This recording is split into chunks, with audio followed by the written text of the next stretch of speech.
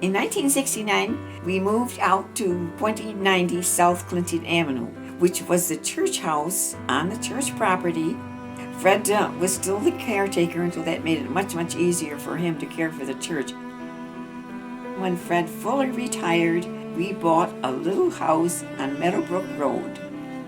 I was very happy because I had always dreamed of having our own little house someplace.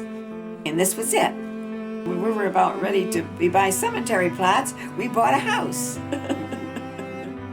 In our retirement years, we were able to do a little traveling. So we were able to go to Arizona, North Carolina, to visit all of our children, grandchildren, and great-grandchildren. Early in the 1990s, a group from St. Mark's decided to work at the soup kitchen 1 day a week. We went down to St. Peter and Paul's Church on East Main Street, which was a nice big church and had a nice big basement. And it was always nice and cool down there to serve all the guests that came, and there were many. When Fred became ill, I was able to care for him for a couple of years at home. But then when the work became just too much for me, I was encouraged to put him into a comfort home where he would receive good care.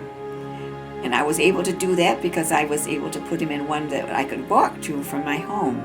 So I was able to go to see him every day, have lunch with him at times, and spend most of the day with him until at nighttime after dinner I would return back home again. There were a few nights that they even put an extra cot into the room, and I was able to stay all night with Fred. And I was so happy that I was there the morning that he took his last breath.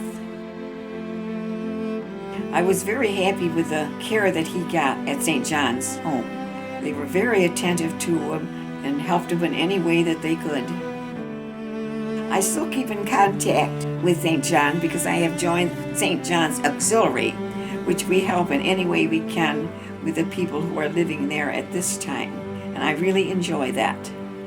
Almost 92, I still enjoy my little house, which was really our first house that we owned together. And it's just so good to have the peace and quiet and to do the things I enjoy doing and to be able to sit down when I'm tired without feeling guilty. And I just really enjoy living. To tell my grandchildren and great-grandchildren, it would be to be happy with who they are. It is not materialistic things that will bring you happiness. Always try to do the best you can, and as Grandpa would always say, it helps you on the road when you got a heavy load. Singing is the thing that makes you happy.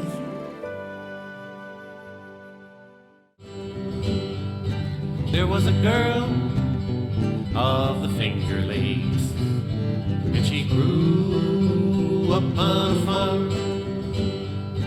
There were hard times in America, but still she found some way with the love of her family and a faith in God above. She did her chores joyfully, although the chickens were not her friends. Well, they sold their crops and they ate what they could not, prepared their food with joy and they savored every crumb. There was a girl of the Finger Lakes, and she grew up on a farm. There were hard times in America, but still she found some way. She walked to school every day. In that one room she learned her ABCs. Only a baked potato for her lunch, but it warmed her to the core. And Sunday she'd sing her praise to Jesus for everything they had. It might not seem like much when love is all you've got, but gold will never feed your soul. It might not seem like like much when love is all you've got. What gold will never feed your